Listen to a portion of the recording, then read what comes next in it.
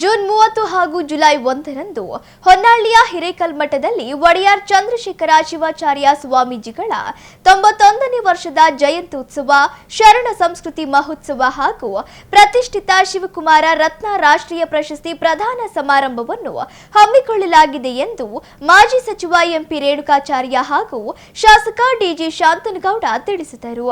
ಜಂಟಿ ಸುದ್ದಿಗೋಷ್ಠಿಯಲ್ಲಿ ಮಾತನಾಡಿದ ಅವರು 2 ದಿನಗಳ ಕಾಲ ನಡೆಯಲಿರುವ ಈ ಮಹೋತ್ಸವದಲ್ಲಿ ರಾಜ್ಯ ಹಾಗೂ ದೇಶದ ವಿವಿಧ ಭಾಗಗಳಿಂದ ಮಠಾಧೀಶರು, ರಾಜಕೀಯ ನಾಯಕರು, ಗಣ್ಯರು ಹಾಗೂ ಸಾವಿರಾರು ಭಕ್ತರು ಭಾಗವಹಿಸಲಿದ್ದಾರೆ ಎಂದರು.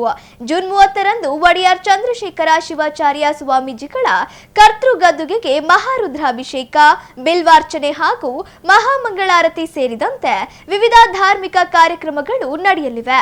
ನಂತರ ನೂತನ ಹೈಟೆಕ್ ಆಸ್ಪತ್ರೆ, ನರ್ಸಿಂಗ್ ಮತ್ತು ಫಾರ್ಮಸಿ ಕಾಲೇಜುಗಳು, ಸೈನಿಕ ಶಾಲೆ, ಸಿಬಿಎಸ್ಇ ವಿದ್ಯಾರ್ಥಿ ವಸತಿ ನಿಲಯ ಹಾಗೂ ಗೋ ಸಂವರ್ಧನಾ ಕೇಂದ್ರದ ಕಟ್ಟಡಗಳಿಗೆ ಗುದ್ದಲಿ ಪೂಜೆ ನಡೆಯಲಿದೆ ಎಂದರು. ಕಾರ್ಯಕ್ರಮದಲ್ಲಿ ಮುಖ್ಯಮಂತ್ರಿಗಳು, ಕೇಂದ್ರ ಸಚಿವರು, ಮಾಜಿ ಮುಖ್ಯಮಂತ್ರಿಗಳು, ಸಂಸದರು ಸೇರಿದಂತೆ ಹಲವು ಗಣ್ಯರು ಭಾಗವಹಿಸಲಿದ್ದು, ವಿವಿಧ ಕ್ಷೇತ್ರಗಳಲ್ಲಿ ಗಣನೀಯ ಸಾಧನೆ ಮಾಡಿದ ಸಾಧಕರಿಗೆ ಪ್ರತಿಷ್ಠಿತ ಶಿವಕುಮಾರ ರತ್ನ ರಾಷ್ಟ್ರೀಯ ಪ್ರಶಸ್ತಿಯನ್ನು ಪ್ರದಾನ ಮಾಡಲಾಗುವುದು. ಇದರೊಂದಿಗೆ ಧಾರ್ಮಿಕ ಸಭೆ, ಆಶೀರ್ವಚನ, ಸಾಂಸ್ಕೃತಿಕ ಕಾರ್ಯಕ್ರಮಗಳು ಹಾಗೂ ಭಕ್ತಾದಿಗಳಿಗೆ ಪ್ರಸಾದ ವಿನಿಯೋಗವು ನಡೆಯಲಿದೆ ಎಂದು ತಿಳಿಸಿದರು. ಹೊನ್ನಾಳಿ ನ್ಯಾಮತಿ ಅವಳಿ ತಾಲೂಕಿನಲ್ಲಿ ಲಿಂಗೈಕ್ಯ ಒಡೆಯರ್ ಚಂದ್ರಶೇಖರ ಶಿವಾಚಾರ್ಯ ಮಹಾಸ್ವಾಮೀಜಿಗಳು ವಿಶೇಷವಾಗಿ ಶಿಕ್ಷಣಕ್ಕೆ ಆದ್ಯತೆಯನ್ನು ಕೊಟ್ಟಿದ್ದರು. ಬಡವರ ಮಕ್ಕಳಿಗೆ ಜಾತ್ಯತೀತವಾಗಿ ಶಿಕ್ಷಣವನ್ನು ಕೊಟ್ಟಿದ್ರು. ಅನ್ನದಾಸೋಹ, ಜ್ಞಾನದಾಸೋಹ, ಶಿಕ್ಷಣ ದಾಸೋಹದ ಮುಖಾಂತರ ಜನರಿಗೆ ಒಳಿತನ್ನು ಮಾಡಿದರು. ಅವರು 91ನೇ ವರ್ಷದ ಜನ್ಮ ದಿನಾಚರಣೆ ಕಾರ್ಯಕ್ರಮದಲ್ಲಿ ಈಗಿನ ಒಡೆಯರ್ ಚನ್ನಮಲ್ಲಿಕಾರ್ಜುನ ಶಿವಾಚಾರ್ಯ ಮಹಾಸ್ವಾಮಿ ಅಂದರೆ ಇಂದಿನ ಗುರುಗಳು ಹೊನ್ನಾಳಿ ಒಂದು ಇತಿಹಾಸ ಇದೆ. ಹೊನ್ನಾಳಿಗೆ ಒಂದು ಇತಿಹಾಸ ಇದೆ. ಆ ಇತಿಹಾಸ ಮರುಕಳಿಸ್ಬೇಕಂತೇಳಿ ಅವರ ಕನಸನ್ನು ನನಸು ಮಾಡೋದಕ್ಕೆ ಈಗಿನ ಗುರುಗಳಂತ ಚನ್ನಮಲ್ಲಿಕಾರ್ಜುನ ಶಿವಾಚಾರ್ಯ ಮಹಾಸ್ವಾಮೀಜಿಗಳು ಪಕ್ಷಾತೀತವಾಗಿ, ಜಾತ್ಯತೀತವಾಗಿ, ರಾಜಕೀಯವಾಗಿ ಏನೇ ಭಿನ್ನಾಭಿಪ್ರಾಯಗಳಿದ್ರು ಅದನ್ನೆಲ್ಲವನ್ನು ಬದಿಗೊತ್ತಿ ಶಾಸಕರು, ನಾವು ಇಲ್ಲಿ ಬಂದಿರತಕ್ಕಂಥ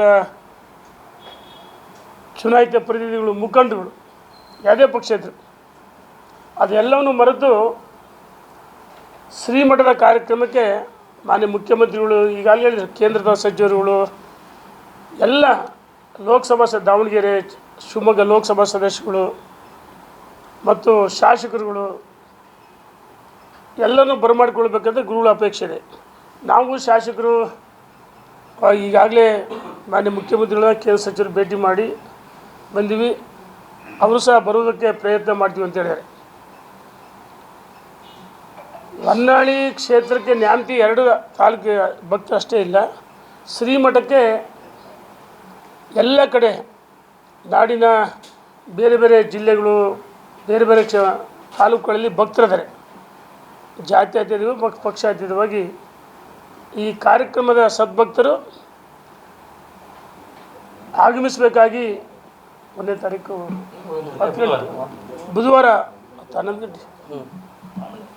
11 ಗಂಟೆಗೆ ಹೊನ್ನಾಳಿ ಶ್ರೀಮಠದಲ್ಲಿ ಒಂದು ವಿಶೇಷವಾದಂಥ ಅಪರೂಪವಾದಂಥ ಕಾರ್ಯಕ್ರಮ ನಡೀತಾ ಇದೆ. ಅದೇನೆಂದರೆ, ಅದಕ್ಕಿಂತ ಮುಂಚೆ ನಾನು ಒಂದು ಪ್ರಾಸ್ತಾವಿಕ ಮಾತಾಡೋಕ್ಕೆ ಇಷ್ಟಪಡ್ತೇನೆ. ನಾನು ಒಂದು 2 ಸರಿ ಬಂದ ಅಷ್ಟೇ ಇಲ್ಲಿಗೆ ಪ್ರೆಸ್ ಮೀಟಿಗೆ ಬಂದಾಗ ಪಕ್ಷ ವತಿಯಿಂದ ಪಕ್ಷದ ಪರವಾಗಿ ಬಂದು ಅನೇಕ ಟೀಕೆ ಟಿಪ್ಪಣಿಗಳನ್ನು ರೇಣುಸ್ವಾಮಿ ವಿರುದ್ಧನೂ ಮಾಡಿದ್ವಿ, ಪಕ್ಷ ವಿರುದ್ಧನೂ ಮಾಡಿದ್ವಿ.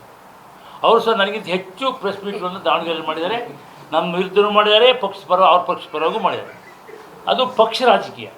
ಆದರೆ ನಮ್ಮ ತಾಲೂಕಿನಲ್ಲಿ ಇಂಥ ಧಾರ್ಮಿಕ ಸಮಾರಂಭಗಳಲ್ಲಿ ಪಕ್ಷವನ್ನು ಹೊರತುಪಡಿಸಿ, ಏನೇ ಭಿನ್ನಾಭಿಪ್ರಾಯ ಹೊರತುಪಡಿಸಿ ಇಡೀ ನಮ್ಮ ತಾಲೂಕಿನ ಎಲ್ಲ ಸಮಸ್ತ ನಾಗರಿಕರು ಸೇರ್ಕೊಂಡು ಇದು ಅಪೂರ್ವವಾದ ಕಾರ್ಯಕ್ರಮ ಮಾಡ್ತದೆ. ಹೊನ್ನಾಳಿ ಹಿರೇಕಲ್ಮಠಕ್ಕೆ 1600 ವರ್ಷದ ಇತಿಹಾಸ ಇದೆ.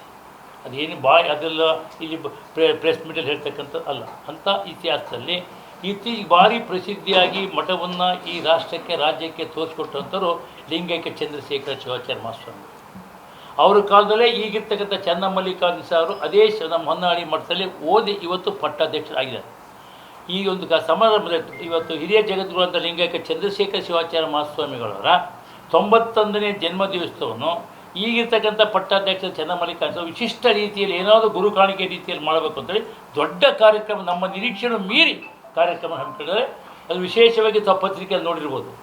ಒಂದು 200 ಬೆಡ್ನ ಹಾಸ್ಪಿಟ್ಲ್, ಹೈಟೆಕ್ ಹಾಸ್ಪಿಟ್ಲ್, CBSE ಶಾಲೆ, ಸೈನಿಕ ಶಾಲೆ, ನರ್ಸಿಂಗ್ ಕಾಲೇಜ್, ಕೃಷಿ ಕಾಲೇಜ್ ಮತ್ತು ವಸತಿ ಇದೆ. ಈ ದೊಡ್ಡ ಕಾರ್ಯಕ್ರಮವನ್ನು ಹಮ್ಮಿಕೊಂಡಿದ್ದಾರೆ. 1ನೇ ತಾರೀಕು ಜುಲೈ ಬುಧವಾರ. ಈ ಕಾರ್ಯಕ್ರಮಕ್ಕೆ ಪಂಚಪೀಠಾಧೀಶರು ಎಲ್ಲರೂ ಸದ್ಯ ಮಾಡ್ತಾರೆ. ನಮ್ಮ ಬಾಳೆಹೊನ್ನೂರು, ಉಜ್ಜಯಿನಿ, ಶ್ರೀಶೈಲ, ಕಾಶಿ, ಕೇದಾರ. ಈ ನಮ್ಮ ಮಠದಲ್ಲೇ ಉಜ್ಜಯಿನಿ ಪೀಠ ಗುರುಗಳು ಸಹ ನಮ್ಮ ಮಠದಲ್ಲೇ ಓದಿದ್ರು. ಅದೇ ರೀತಿ ನಮ್ಮ ಹೊನ್ನಾಳಿ ಹಿರೇಕಲ್ಮಠದಲ್ಲಿ 50ರಿಂದ 55 ಜನ ಒಟುಗಳು ನಮ್ಮ ಮಠದಲ್ಲೇ ಓದಿ ದೀಕ್ಷೆಯನ್ನು ಪಡ್ಕೊಂಡು ಇವತ್ತು ನಾಡಿನಾದ್ಯಂತ ಅನೇಕ ಸಣ್ಣ ಸಣ್ಣ ಮಠಗಳಲ್ಲಿ, ದೊಡ್ಡ ಮಠಗಳಲ್ಲೂ ಸಹ ಪೀಠಾಧ್ಯಕ್ಷರಾಗಿದ್ದಾರೆ, ಗುರುಗಳಾಗಿದ್ದಾರೆ.